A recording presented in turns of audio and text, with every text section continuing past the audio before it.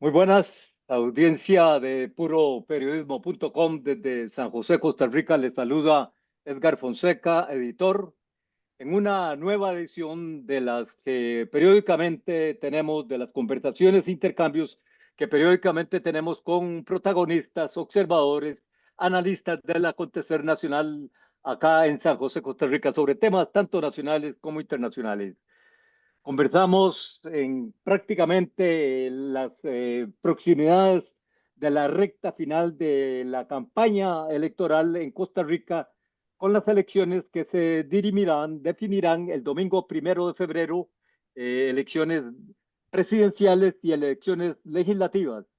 elecciones que están bajo una incertidumbre en estos momentos a escaso un mes, prácticamente un mes y medio de que se realicen estos comicios, que no es sorpresivo, que es parte de lo que pues se ha venido viviendo en el país en recientes periodos electorales, de mantener cierta duda, cierto misterio, cierta expectativa de sorpresa de qué va a ocurrir con la voluntad del electorado costarricense en el día de las urnas, en la interioridad y en la intimidad del ejercer de su voto. Conversamos con tres analistas, quienes han compartido a lo largo de tiempos recientes con Puro Periodismo sus visiones tanto sobre temas políticos como de otros rubros. Invitamos en esta oportunidad al periodista, diplomático y académico Eduardo Ulibarri, ex embajador en ONU. Conversa también con el ex abogado, ex ministro, ex diputado Francisco Chacón González, y conversamos con el economista José Luis Arce de la firma FCS Capital, quien periódicamente aporta sus visiones, sus valoraciones, no solo desde el ámbito económico de su especialidad, sino ampliando su lectura, su escrutinio de lo que acontece en el país. Muy buenas, don Eduardo, muy buenas, don Francisco, y muy buenas, don José Luis. Muy buenas, un Buenas, gusto buenos estar días a todos. con todos ustedes y con quienes nos escuchan y ven. La conversación está en vivo, Zoom, Facebook Live, estará pronto en la red X, Instagram, nuestro canal YouTube y por supuesto los principales referentes, usted los va a encontrar, principales referencias y aseveraciones, las va a encontrar en nuestro sitio puroperiodismo.com. ¿Qué le aguarda al país? ¿Qué le aguarda a esta sociedad costarricense en esas urnas del próximo domingo 1 de febrero, elecciones nacionales, presidenciales y legislativas? Las más recientes encuestas, tanto del Centro de Investigación y Estudios Políticos de la Universidad de Costa Rica, CIEP, como del Instituto de Estudios para la Población de la Universidad Nacional, UNA, muestran dos escenarios bastante claros en cuanto, uno, respaldo hacia la candidatura presidencial de la aspirante oficialista Laura Fernández, promediando entre un 30 y un 32% de respaldo en estos momentos, y un bloque de respaldo eh, rezagado, diríamos, que se refiere a las candidaturas de Álvaro Ramos del Partido de Liberación Nacional, Ariel Robles del Frente Amplio, Claudia Dobles del Partido Acción Ciudadana en coalición en esta oportunidad para esta campaña. Ese es un segundo bloque que está muy claro en los informes, en los estudios y los análisis que han expuesto a la opinión pública tanto el CIEP-UCR como IDESPO UNA. Ya en una posición más rezagada aparecen otros candidatos con apenas 1% de respaldo y lejos incluso del margen de error de las encuestas aparecen al menos 5 de los candidatos, 5 de los aspirantes que están en esta lucha, en esta contienda electoral de 2025 con miras a las elecciones 2026. Eduardo, desde su visión de análisis de acontecimientos políticos del país,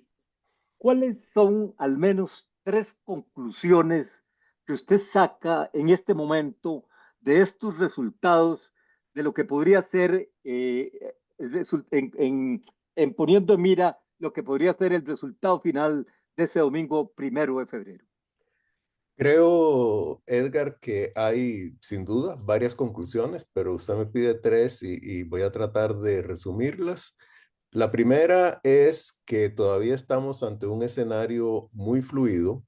porque todas las encuestas con puntos más, puntos menos, las encuestas serias, coinciden en que en este momento hay alrededor del 45% de indecisos. Eso hace que en un escenario donde existen tantos candidatos y candidatas, y la que más tiene, que es Laura Fernández, oscila alrededor del 30% de apoyo,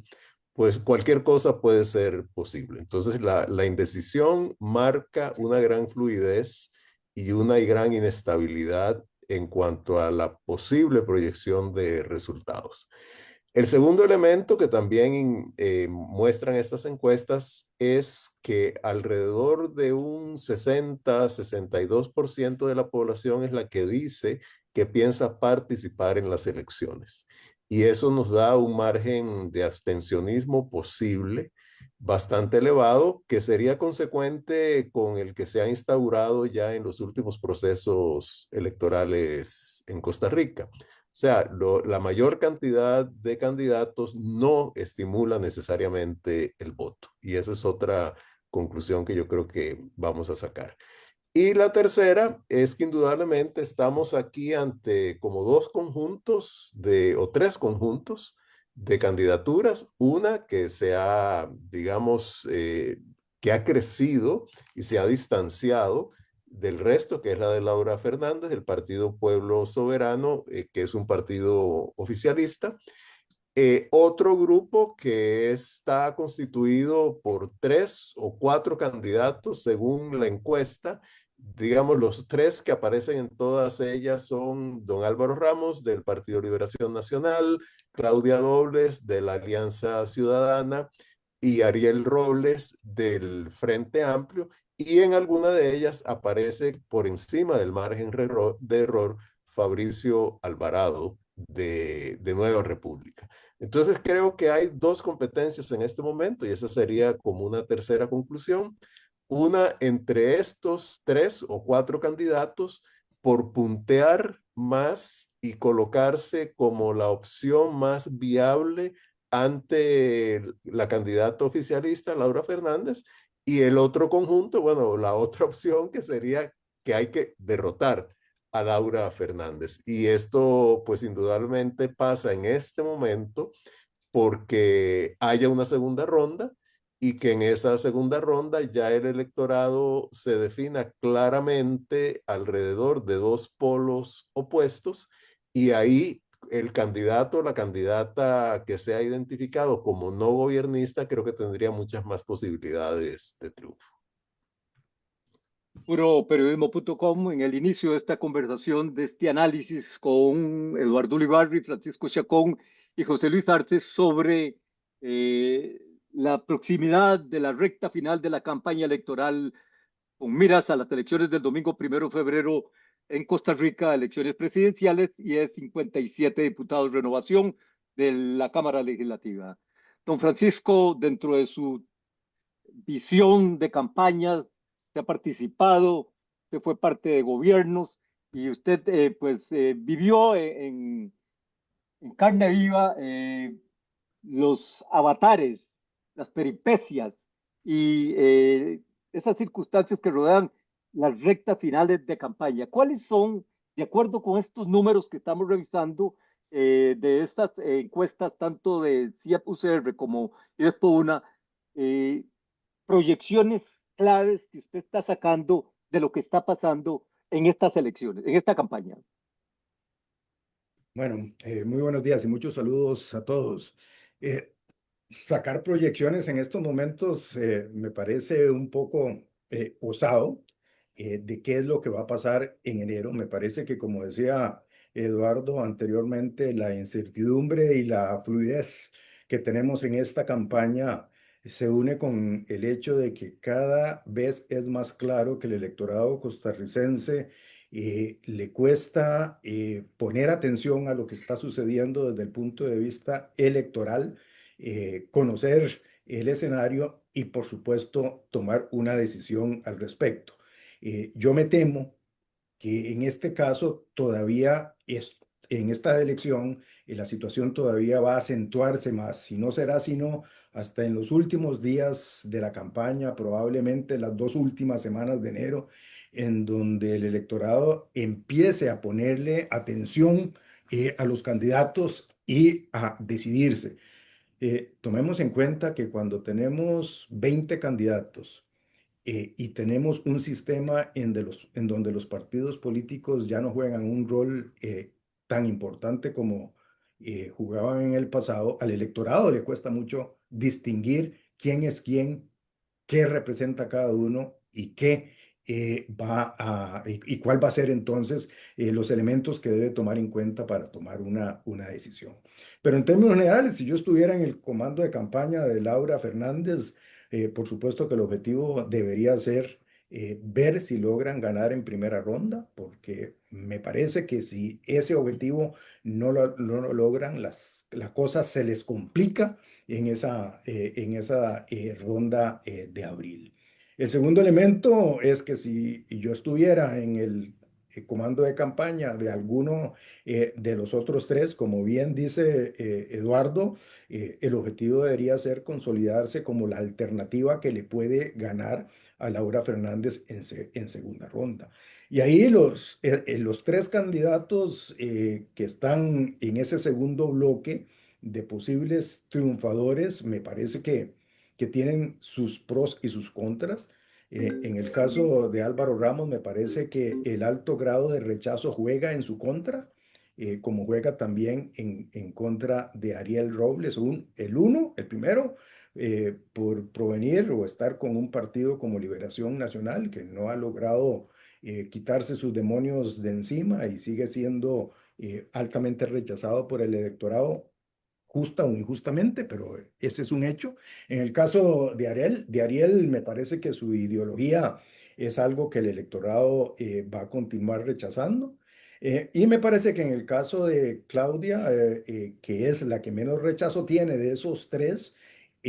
ya su reto es ver cómo supera la animadversión que produce todavía el gobierno de Carlos Alvarado, también injusta o injustamente,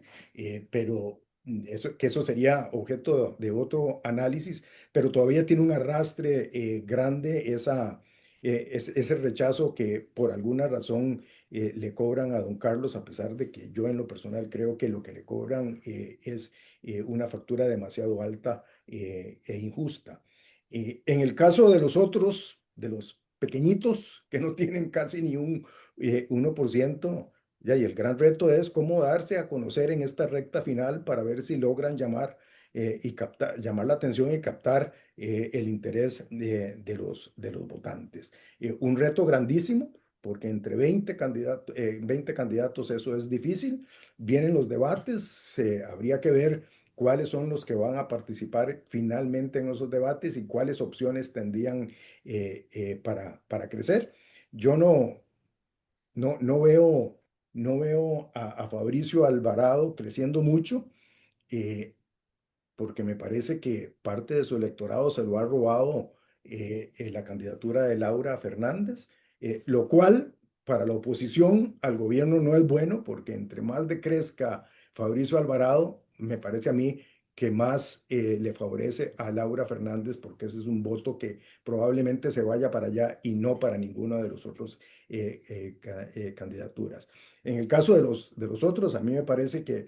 un candidato bueno como es Juan Carlos Hidalgo del PUSC tiene el gran reto de darse a conocer, que no es un objetivo que se haya logrado de parte de su campaña, y habría que ver si esto lo va a lograr en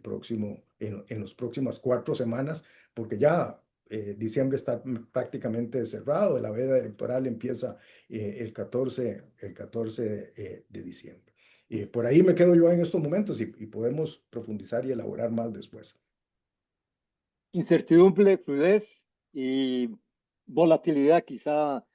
podríamos resumir en esta primera parte de esta conversación con los analistas Eduardo Ulibarri, Francisco Chacón y José Luis Arce, a quien preguntamos dentro de este ambiente, de este entorno de aguas revueltas en que estamos de cara a la recta final de la selección, de la campaña electoral, ¿qué escenarios ve usted se van a estar dando eh, justo en el periodo más Ujú. intenso de la campaña, José Luis? Sí, muchas gracias Edgar y un saludo a Francisco y a Eduardo y a todos y todos los que nos escuchan esta mañana. Yo creo que los guarismos electorales los planteó muy bien Eduardo y también Francisco los comentó hace algunos segundos, en el sentido de más o menos cómo se están distribuyendo las intenciones de voto en estos momentos según las encuestas en las que uno podría confiar por su rigurosidad técnica. Pero yo quisiera destacar en ese sentido dos o tres cosas que creo que son bien interesantes, porque no sé si a veces si es por timidez por, no sé, o un poco por sopesar la incertidumbre que evidentemente hay en todos estos procesos electorales. A veces no reconocemos, creo yo, elementos que son muy distintos en esta campaña que en que en prácticamente todas las que hemos experimentado en los últimos 20, 30 años. Digamos, esta campaña es muy, muy distinta, creo yo, en al menos dos o tres aspectos. Un primer elemento es el involucramiento del presidente y del ejecutivo en la campaña, ¿verdad? A veces se discute que si ese involucramiento es producto, digamos, de las omisiones o los errores políticos de los partidos de oposición, pero también pocas veces vemos que en realidad desde el primer día de gobierno, ¿verdad? Hubo una estrategia de comunicación y una estrategia política, digamos, desde el Ejecutivo, ¿verdad? Un poco orientada a establecer, a mover la opinión y la discusión política en torno a ese, digamos, cuestionamiento acerca de los resultados que han brindado las instituciones a lo largo de las últimas décadas en relación con otros rivales políticos en términos de denostación y de estigmatización política. Y eso va a continuar. Y yo me temo que se va a exacerbar, ¿verdad? Me parece que es un tipo de beligerancia y un tipo de participación política al cual no estábamos acostumbrados, ¿verdad? Evidentemente que incluso desde el punto de vista, si se quiere, institucional, estaba en alguna medida vedados, pero eso no ha impedido, digamos, que el actual presidente y el ejecutivo tenga realmente una estrategia de comunicación, una estrategia política muy clara en ese sentido, y creo que eso se va a exacerbar en la última parte de esta campaña. Y eso es obviamente parte de la estrategia del partido oficialista, en el sentido de que ese es el mecanismo, por ejemplo, de trasladar, me parece a mí, hacia Laura Fernández, la candidata oficialista, un poco esa aprobación pública que el presidente Chávez ha acumulado a lo largo de los últimos años y últimos meses. Y eso creo que se va a mantener. Para Laura Fernández, un poco, digamos, esa campaña o esa forma de comunicación política de parte del Ejecutivo va a ser la forma, digamos, de fidelizar a su base y de convencer quizás a otros que no ven en ella, digamos, una réplica o una mimetización perfecta de lo que, digamos, valoran en la figura presidencial. Y creo que ese es un elemento importante. La otra cosa, creo yo, que es muy distinta, ¿verdad? Es que en realidad creo yo que esta es la primera elección en donde estamos observando claramente que hay un tono y una forma de la discusión política, digamos, en donde hay más elementos de ataque a instituciones, posverdad, digamos, posverdad es una forma quizás un tanto académica de decirlo, pero hablemoslo más llanamente de mentiras y de claramente también una estrategia en alguna medida en la dirección no de informar a los electores, sino más bien de desinformarlos, digamos, tirar anzuelos que lo que hagan es atraer sus temores más profundos o sus odios más viscerales, con el fin también de atraer, digamos, y alimentar un discurso que claramente es polarizador y que no es, digamos, no es un discurso ingenuo en el sentido de querer alertar a las ciudadanías en relación con los problemas que tenemos como nación y como democracia, sino que es un discurso que es premeditado y estratégico en el sentido porque hay una parte de los contendientes electorales que obviamente reditúan de esas emociones desde el punto de vista electoral. Y ese creo que es otra cosa que con el tiempo vamos a analizar profundamente académicamente o políticamente, porque creo que esta ha sido nuestra primera elección en estos tiempos de posverdad, de desinformación, y eso es una diferencia fundamental, sobre todo porque se está utilizando de manera, me parece a mí, estratégica en ese sentido. En términos de los guarismos electorales, la otra cosa que creo yo por lo menos, y esto va a sonar a una generalización hoy evidentemente, es que es muy interesante observar un poco que lo que vemos son como dos polos, me da la sensación. A mí me da la sensación que Laura Fernández y el partido oficialista en alguna medida ha sido una aspiradora que ha atraído, digamos, electores básicamente de posiciones más de centro derecha, derecha, ¿verdad? ¿Verdad? Y que los seguidores en la campaña estamos hablando de posiciones más centristas, más de centro izquierda, digamos. Y en alguna medida yo creo que lo que nos resta de la campaña van a ser dos carreras que, aunque son coincidentes, van a jugarse, digamos, en terrenos o en pistas distintas. Una es la del oficialismo, buscando con mucha intensidad ganar en primera ronda por los riesgos que implica una segunda ronda para su plan para su estrategia política. Y en el caso de los que están detrás de Laura Fernández, ¿verdad? Buscar de todas maneras, por los medios posibles, ¿verdad? Sobre todo, más participación electoral que reduzca la posibilidad de un triunfo en primera ronda del oficialismo y sobre todo tratar de convertir esta primera ronda en una primaria para la oposición, ¿verdad? En una primaria para la oposición de manera esperando, por ejemplo, aglutinar ciertos perfiles del electorado para una eventual segunda ronda. Pero son dos carreras que, aunque coinciden temporalmente, siento yo que no las vamos a ver con tanta claridad, digamos, conectándose. En parte porque la oposición sabe que atacar el discurso del oficialismo es complejo, sobre todo cuando son voces, como en alguna medida plantea Francisco, desde mi punto de vista, injustamente valoradas por los electorados de esa manera, pero son voces que son bastante disminuidas un poco por percepciones negativas del electorado. Entonces la discusión va a moverse más en ese sentido, pero es una elección muy distinta. Yo diría que es una elección también, esa es una opinión personal, es una elección también que implica muchos riesgos para nuestros sistemas y para nuestras instituciones, porque de nuevo este tipo de discursos y este tipo de forma de hacer política en realidad no construye la solución de los problemas, sino que se queda mucho en el atizar los temores y los miedos y los odios en el corto plazo, buscando victorias pírricas electorales, pero con poco espacio para construir después. Y detrás de todo esto, que lo que he hablado de la elección presidencial, bueno, pues obviamente detrás tenemos una elección legislativa que también se las trae, pero creo que todavía vamos a tener algunos minutos para conversar más sobre esto. Puroperiodismo.com en este análisis con Eduardo Ulibarri, Francisco Chacón y José Luis Arce sobre las etapas previas a la recta final. Estamos hablando de las últimas semanas de diciembre de 2025, etapas previas, semanas previas a la recta final de la campaña electoral que rematará el domingo 1 de febrero con las elecciones presidenciales y legislativas en Costa Rica. Eduardo, le hago la pregunta, pero yo creo que son dos a la vez y podríamos ampliar en este sentido. ¿De qué se alimenta ese respaldo creciente a la candidatura oficialista hasta este momento, sin alcanzarle para decir que se definiría en primera ronda el proceso electoral de Costa Rica próximo domingo de febrero? Y la otra parte de la pregunta es, ¿qué significa para los partidos de oposición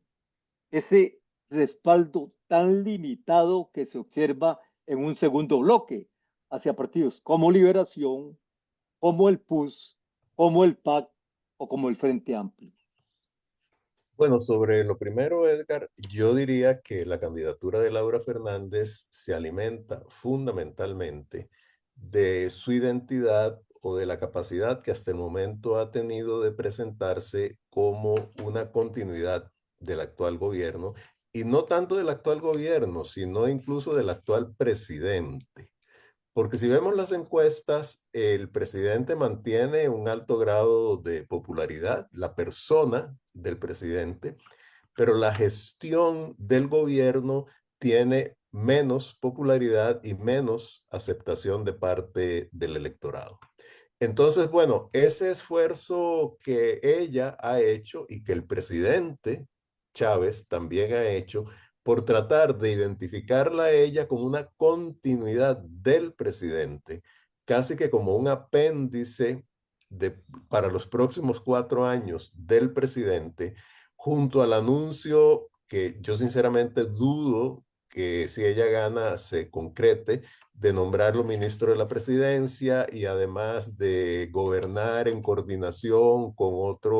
otra operadora electoral fundamental del oficialismo, que es la diputada Pilar Cisneros. Eso, en primer lugar, le da a ella un importante caudal, no en la misma medida, porcentualmente hablando, que la popularidad del presidente, pero digamos que sí establece un cierto piso, ¿verdad? Eh, y ese piso, pues indudablemente le da un punto de arranque muy importante. Ahora, una pregunta que está detrás de esta que usted me ha hecho, o mejor dicho, mi respuesta, un elemento adicional a lo anterior, es que el presidente y lo que él representa en realidad se han alimentado de las frustraciones de la gente con el sistema político, de alimentar el odio, de establecer un sentido de polarización, o sea, un mensaje populista clásico de culpar a otros de los problemas que tenemos y presentarse, en este caso el presidente Rodrigo Chávez, como la encarnación unipersonal de la solución de esos problemas. Y ahora lo que ha tratado de hacer Laura Fernández es asumir esa encarnación unipersonal, lo cual tampoco es muy sencillo, pero algo de base le da. Y me parece que ahí está en gran medida la razón de la forma en que ella pues ha logrado proyectarse hasta ahora. Y eso me lleva a la segunda parte de su pregunta o a su segunda pregunta. Es bueno, ¿qué significa esa disparidad que hay en este momento en cuanto a las preferencias electorales hacia los demás candidatos en relación con Laura Fernández? Y yo diría, bueno, la primera diferencia más o menos está implícita en mis respuestas anteriores, es que ella ha logrado tener un grado de identificación, un grado de proyección, un grado de insistencia pública que los otros candidatos y candidatas no han tenido. O sea, ella ha estado en el candelero, ha sido impulsada a ese candelero también por el presidente Chávez y ahí pues suscribo lo que dijo José Luis Arce en cuanto a la beligerancia política bastante descarada del presidente en contra de lo que ordenan la Constitución y el Código Electoral. E indudablemente eso explica que el resto de los candidatos, al no tener un elemento claramente identificador, como en el caso de Laura Fernández, es ser la representante o por lo menos presentarse como la representante y la palanca nueva de la continuidad, entonces les da una posición mucho más débil, que también hace que el conocimiento de ellos, la forma en que logren proyectarse esté en este momento, o sea, en este momento bastante débil. Entonces, aquí parte del gran reto, y creo que eso es obvio, ya más o menos lo hemos dicho, para la verdadera recta final que empezará en enero, es cómo primero darse a conocer, cómo diferenciarse entre sí para que alguno o alguna de ellos puntee y se presente como la opción. ¿Y cómo hacer una campaña? Esta es ya una posición mía que yo la incluso se la he expresado a alguna gente que está metida en política. ¿Cómo hacer una campaña que no tenga como foco atacar al presidente y que tampoco tenga como foco atacar a Laura Fernández, la candidata oficialista, como representante del presidente, sino que tenga como foco cómo abordar los graves problemas nacionales, qué visión de futuro tenemos, cómo podemos superar, y aquí sí hay una crítica indirecta, que yo creo que debe ser muy robusta,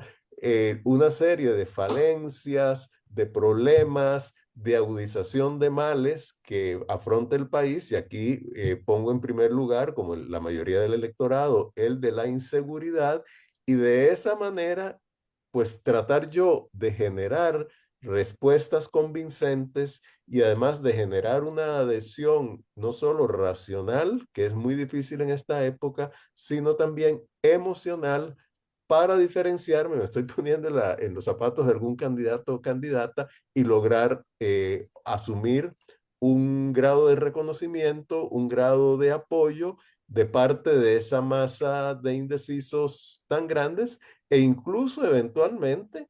morder un poco el apoyo a Laura Fernández, porque no olvidemos, y esto lo está estudiando ahora el CIEP, el Centro de Investigaciones y Estudios Políticos de la UCR, como lo ha hecho en los dos procesos electorales anteriores, que en medio de una volatilidad tan grande hay tránsitos de preferencias electorales que no solo se dan de indecisos a determinados candidatos o candidatas, sino de candidatos y candidatas a otros que incluso a veces pueden estar, por lo menos desde un punto de vista relativamente simplista, en el polo opuesto de alguien, pero hay una transición o una traslación de apoyo. Y esto es algo que yo creo que también, digamos, los 19 candidatos y candidatas restantes pueden tratar de explotar a su favor. Puroperiodismo.com desde San José, Costa Rica, en esta conversación, en este análisis con Eduardo Ulibarri, Francisco Chacón y José Luis Artes sobre las semanas previas, los días previos a la entrada en la recta final de la campaña electoral hacia las elecciones del domingo 1 de febrero en Costa Rica, elecciones presidenciales y elecciones legislativas. Don Francisco, Liberación Nacional, un partido que ha marcado la historia de este país durante los últimos 70 años aproximadamente, de una u otra manera, con una campaña muy limitada de respaldo. ¿Cómo observa, cómo ve usted esa campaña del Partido de Liberación en estos momentos y cuáles desafíos o retos le ve usted de cara a la recta final en medio de ese entorno, de esa fluidez y de esa indecisión que se está viviendo con rumbo a las elecciones del domingo 1 de febrero? Bueno, yo creo que el partido en un inicio vio en la candidatura de Álvaro Ramos como una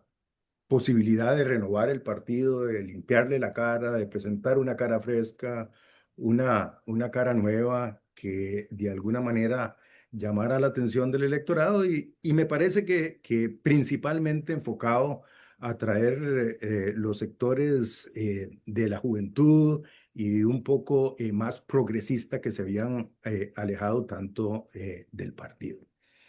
En ese camino, me parece, sin embargo, que don Álvaro y su campaña han cometido varios errores graves. Uno fue que para reflejar esa renovación y ese cambio dentro del partido decidieron pelearse con todos los que le habían antecedido. Eh, y eso en un partido como Liberación Nacional lo que provocó era que la dirigencia, como diríamos nosotros, se parqueara en cada uno de los cantones. Eh, Eso ha provocado que no haya entusiasmo en la campaña de don Álvaro, que los liberacionistas no se sientan, los liberacionistas tradicionales no se sientan identificados con esa campaña y no se sientan tampoco cercanos al candidato. Yo creo que muchos hubieran logrado entender que era momento propicio para hacerse un lado y dejar que don Álvaro tomara el liderato y las riendas del partido con el propósito de que pudiera avanzar exitosamente hacia un triunfo electoral. Pero me parece que la forma en que implementó don Álvaro eso fue algo muy negativo, hablando mal de los tradicionales, diciéndoles que tenían que quitarse, que no los quería cerca, que se fueran del partido saliendo por la puerta de atrás. Me parece que eso fue un error táctico. Me parece que la estrategia estaba bien, el error táctico lo hizo con un costo muy alto y me parece que eso es lo que está pagando en estos momentos. El segundo elemento que me parece que también ha pecado y es que en aras de atraer a esa juventud y a ese sector un poquito más progresista y tratar de rasparle la olla probablemente al Frente Amplio y al mismo PAC, ha venido tomando una serie de posiciones que son muy contrarias a lo que el Partido de Liberación ha venido defendiendo en sus últimos gobiernos. Para mí fue inentendible, digamos, la reacción de don Álvaro contra don Oscar Arias y contra lo que él había luchado en su segundo gobierno por aprobar el TLC con los Estados Unidos, o de manifestarse en contra de acercarse a los países asiáticos a través de la negociación del Acuerdo Transpacífico, o de una serie de declaraciones también en contra, como lo que contradice lo que había venido proponiendo el Partido de Liberación Nacional en la reforma de flexibilidad laboral para las jornadas 4-3. Y eso es lo que está llevando, me parece a mí, y eso es lo que estamos viendo, y por eso veo yo que don Álvaro se deteriora conforme avanza la campaña. En lugar de crecer, cada vez tiene menos porcentaje, y es que se está quedando sin el santo y sin la limosna. Por un lado, no ha logrado conquistar a esa gente que quería conquistar, y por otro lado está enfriando y está perdiendo a la gente que tradicionalmente pudo haberlo apoyado. A mí me parece que ese es el gran error que está cometiendo la campaña de don Álvaro, de que no ha logrado conquistar esas nuevas huestes y está de alguna manera sacrificando las viejas. Sin el santo y sin la limosna, me parece que se está quedando. Se dice, señala ese como el gran error de la campaña de Álvaro Ramos. Así ¿Cuál es. es el gran reto que usted está viendo para esa campaña en el último mes? Eh, Ya, yo creo que el gran reto que tiene que tener don Álvaro es de no perder ese segundo lugar, que lo veo que lo puede estar perdiendo con una candidatura como la de doña Claudia Dobles, que yo la veo creciendo poquito a poco y él disminuyendo. No me extrañaría a mí que en un futuro se crucen esas dos líneas. Entonces, ¿cómo sostenerse? ¿Cómo dar vuelta atrás y empezar a crecer para posicionarse como ese segundo lugar de una manera mucho más consolidada, que no lo veo en estos momentos? Y el segundo problema que también tendría que enfrentar es que continúa siendo el candidato con más rechazo por parte del electorado. Eso es algo que pesa mucho para una segunda ronda. Eh, Tanto José Luis como Eduardo hicieron referencia a que aquí tenemos dos bloques. Uno, el bloque de Laura como el bloque, perdón, pro gobierno o oficialista, pero que además representa una derecha autoritaria frente a tres candidatos que están tratando de posicionarse como un centro de izquierda progresista. Y lo que llama la atención es que no haya habido todavía ningún sexapil de parte de algún candidato de centro derecha democrático realmente comprometido con los valores democráticos. Eso parece que no estás llamando la atención, por lo menos hasta ahora, del electorado. Y eso nos lleva a preguntarnos si de verdad la gente de centro derecha estaría apuntándose con el gobierno en una segunda ronda frente al bloque o alguno de los candidatos del bloque de centro izquierda gobernista, o si va a tomar alguna decisión importante en el mes de enero para tener una alternativa que no sea esas dos, una, una derecha autoritaria o una persona de centro de izquierda progresista que no les guste. Eso es una interrogante de qué es lo que va a suceder. Puroperiodismo.com desde San José, Costa Rica, en este análisis de lo que podría ser la recta final de la campaña electoral que rematará el domingo 1 de febrero de 2026 con elecciones presidenciales y legislativas en Costa Rica. Don José Luis, ¿qué podría ser decisivo en estas 4 semanas para o que se fortalezca la opción oficialista, la opción de gobierno, y se defina esto en primera ronda, o para que salte una opción desde el ámbito de la oposición con más fortaleza de la que se ha visto hasta ahora? Vamos a ver, yo creo que el reto, el reto va a estar para, para el oficialismo básicamente en procurar definir esto en la primera ronda, sobre todo para evitar el riesgo, uno de ellos que mencionaba Francisco hace unos minutos, de ir a enfrentarse a cierto perfil de candidato en un eventual balotaje. Y ahí el reto para el oficialismo va a ser sobre todo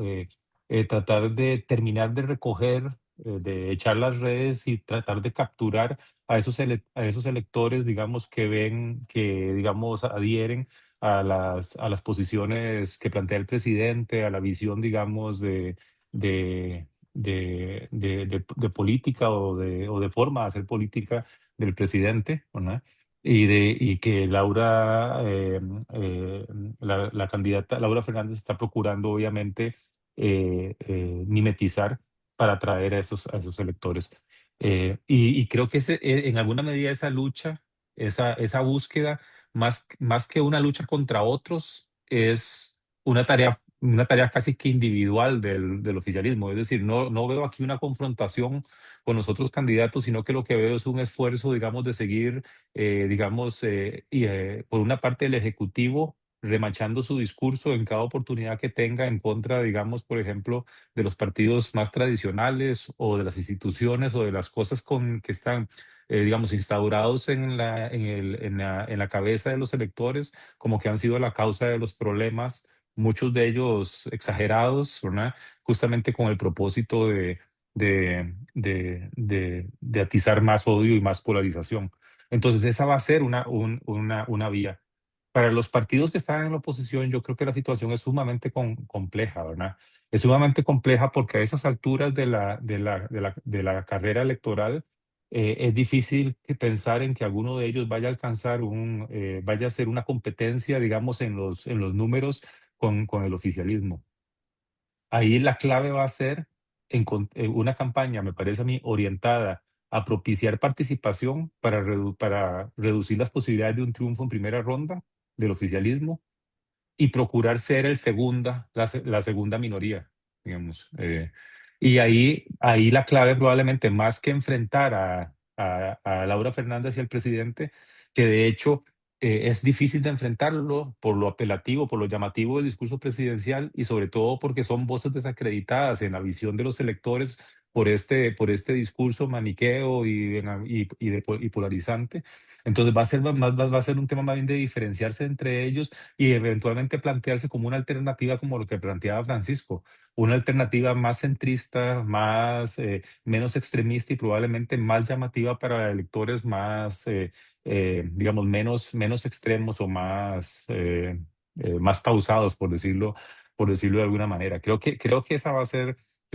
la clave. Hay partidos, como decía Francisco, que la van a tener mucho más complicada, ¿verdad? En el caso de Liberación Nacional, por ejemplo, no solo pesa un estigma enorme, que además es remachado y recalcado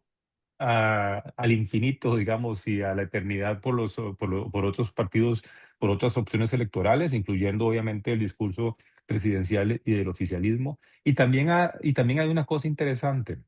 Hay que recordar que no solo estamos hablando de errores del candidato, sino también de las dinámicas internas de los partidos. Partidos como Liberación y partidos como Unidad Social Cristiana, por ejemplo, me parece a mí que estamos observando un poco en la última etapa, digamos, de ese proceso de captura de de las estructuras partidarias por los sectores más municipales o esos varones regionales, digamos, o territoriales, que en alguna medida de lo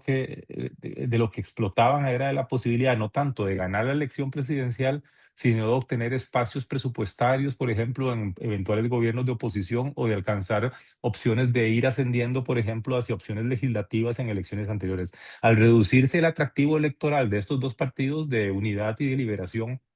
esos varones territoriales lo que están es buscando dónde más les calienta el sol.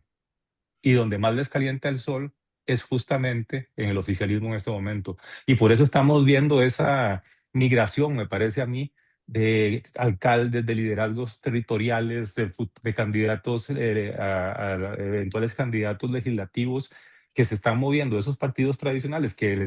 les proveían una base de apoyo y de posibilidad de ascenso territorial antaño, no tan antaño, digamos, hace quizás unos pocos años atrás, pero que ahora no se los ofrece ni PUS ni Liberación. Y por eso es que vemos estos zafarranchos en San Ramón, vemos estos alcaldes que salen y que se mueven a donde más les calienta el sol, que en este caso es el oficialismo, que aparenta dos cosas. En primer lugar, es para sus electores en sus territorios probablemente un discurso muy llamativo y que funciona. En segundo lugar, ven un eventual triunfo del oficialismo y eso implica recursos presupuestarios que van a poder utilizar en sus regiones. Y en tercer lugar, eventualmente la aspiración de ir subiendo, digamos, en esa escalera política. Es un tema bien complejo, digamos, es un tema bien complejo para ambos partidos, con manifestaciones distintas, digamos, en Unidad probablemente no se ha visto el tipo de digamos, de lucha fratricida, digamos, que vemos en el caso de Liberación. Pero creo que la causa no solo está en los errores de los candidatos, sino que está sobre todo en las dinámicas de los partidos internas, ¿verdad? Y que se evidencian, digamos, en esa estructura. Va a ser un tema interesante, es decir, lo que falta, pero me temo que por ahí nos vamos a mover. Van a ser como dos campañas paralelas que coinciden en el tiempo, unos buscando alcanzar lo más rápidamente que se pueda ganar en primera ronda y los otros tratando de que no se gane en primera ronda y ver cómo si son el primero, el segundo, la segunda minoría. Más allá de los vericuetos, de las cifras, de las peripecias electorales, don Eduardo, ¿qué está en juego en las urnas en Costa Rica el próximo domingo 1 de febrero? Bueno, yo creo que hay en juego muchas cosas. Si uno se pone tal vez en un extremo de visión pesimista, pero fundada, yo creo que está en juego la estabilidad, la permanencia, la funcionalidad de nuestra democracia, en el sentido de que si hubiera un triunfo de la candidata oficialista y ella decidiera, junto con quienes la rodean, continuar por la ruta de confrontación, de erosión, de cooptación y de presiones sobre las instituciones, y no solo sobre las instituciones, sino sobre sectores no oficiales, como puede ser el empresariado costarricense, en primer lugar, que creo que ha sido el más permeable a las presiones, pues podría haber ahí un deterioro muy, muy severo de nuestra democracia, de su funcionalidad, de su capacidad, de la capacidad en este caso del gobierno para atender aspiraciones fundamentales de la población e incluso que podría ponerse en riesgo el uso, el disfrute de libertades individuales, de libertades cívicas, de libertades económicas, sociales y culturales que han caracterizado a nuestro país. Y se podría consolidar también un estilo de política centroamericanizado, en el sentido de que los caudillos son los que deciden, las instituciones pasan a un segundo plano, el clientelismo se empodera de muchas decisiones, los poderes alternativos o los poderes más bien regulatorios, como puede ser en primer lugar el Poder Judicial, pero también en Costa Rica la Contraloría General de la República, la Procuraduría General de la República, las superintendencias que velan por la estabilidad del sistema financiero, entre otras. También eso podría verse muy, muy afectado. Entonces yo creo que en gran medida eso se juega. ¿En qué grado? ¿En qué grado? Yo creo que dependerá mucho. Primero, bueno, en primer lugar, si triunfa la candidata oficialista. En segundo lugar, de qué apoyo legislativo llegue a tener y de qué capacidad de forjar alianzas en el Congreso pueda tener para establecer ya cambios fundamentales, no solo de legislación, sino eventualmente cambios constitucionales, lo cual yo veo muy remoto, pero es una posibilidad. Y también dependerá, obviamente, del resto de la sociedad civil y obviamente si no gana, pues creo que estaríamos en otro escenario, pero es un escenario que tampoco es muy sencillo, porque yo creo que el daño que el presidente Chávez y su gobierno le han hecho al sentido de lo público, a la cohesión social, a la civilidad en la discusión pública, al asumir que quienes piensan distinto a nosotros o quienes propugnan por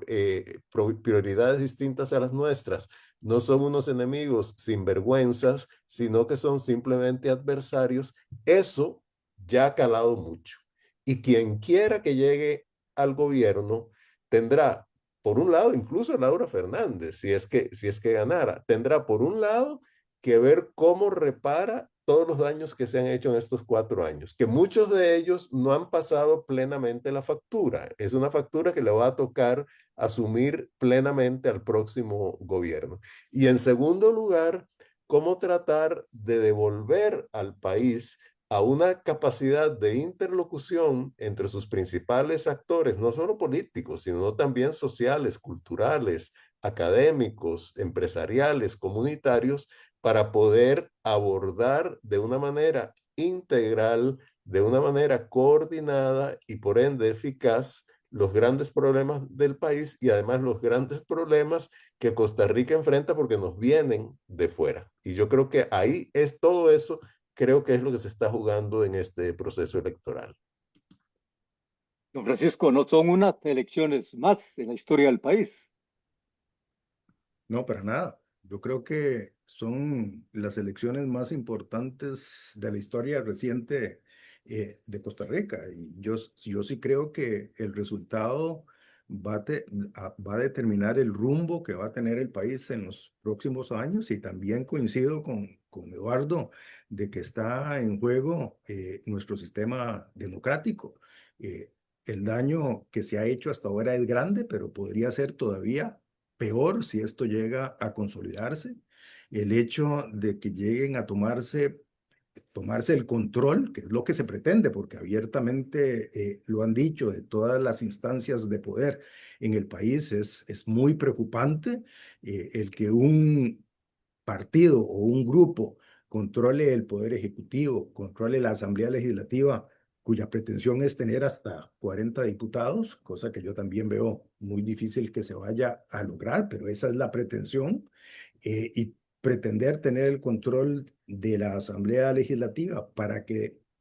por ese medio controlar también la elección de los jerarcas del Poder Judicial y por ese medio controlar los jerarcas del Tribunal Supremo de Elecciones y tener control de la Contraloría General y de todas las instancias públicas. Todo eso en manos de un grupo que ha demostrado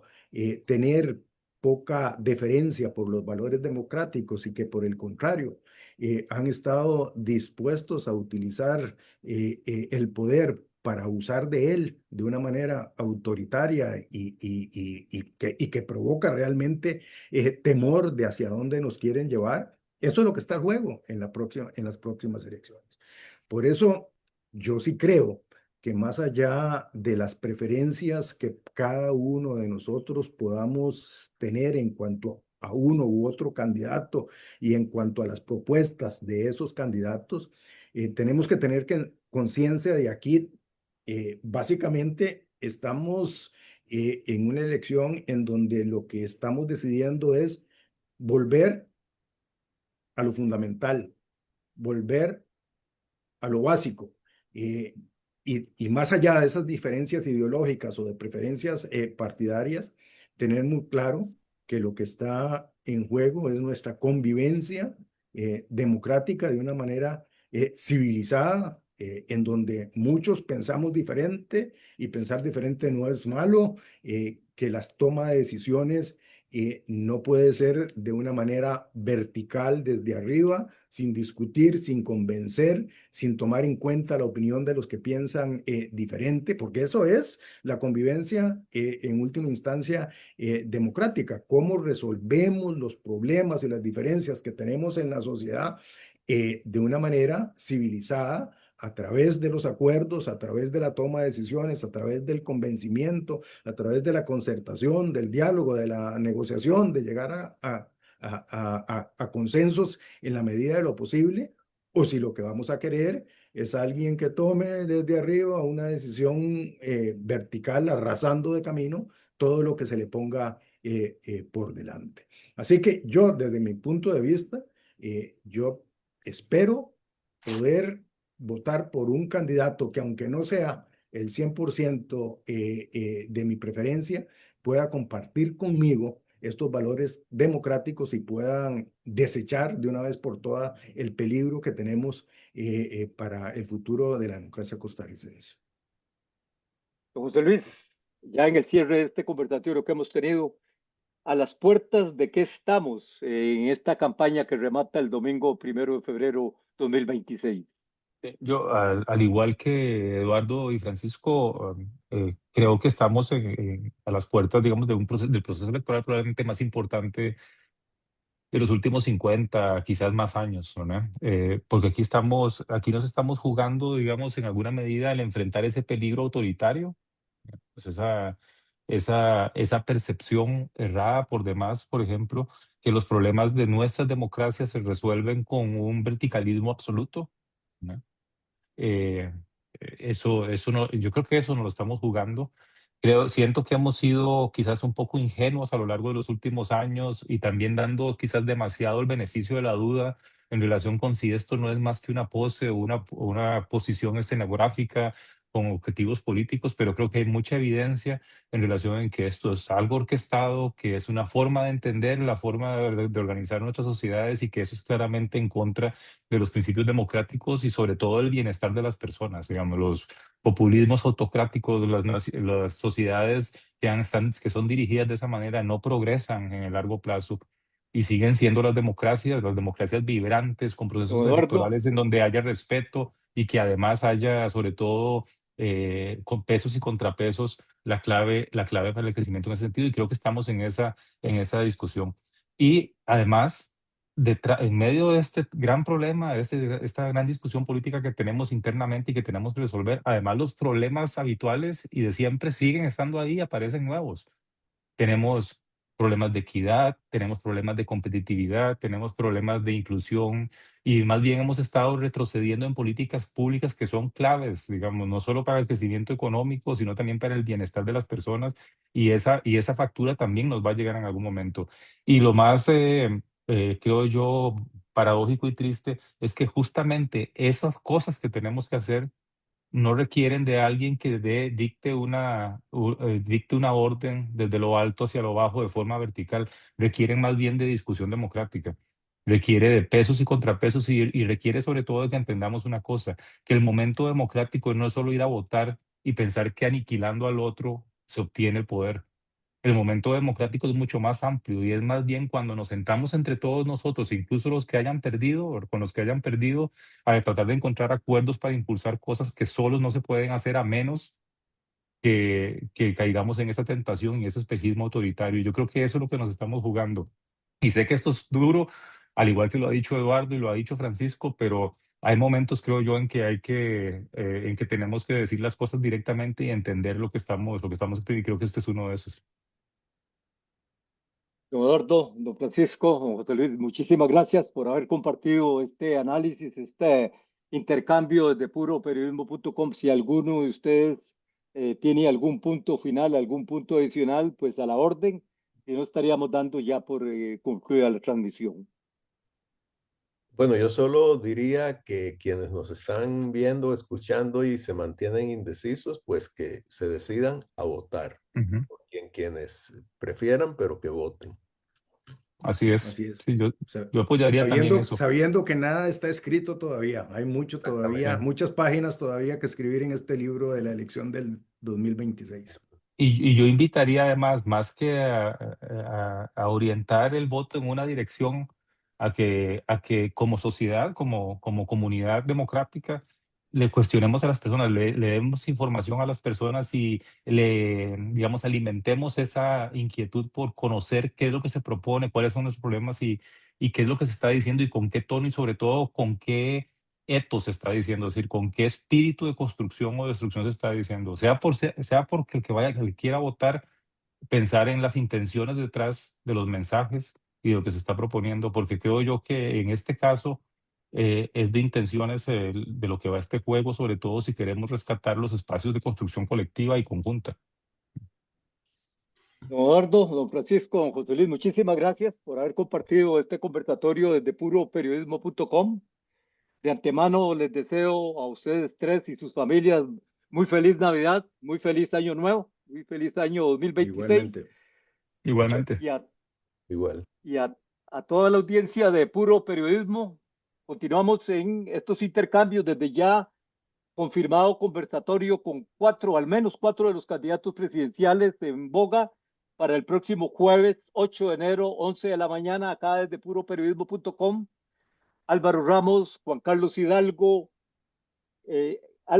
José Aguilar del Berrocal, Partido Aguilar Abad Berrocal. y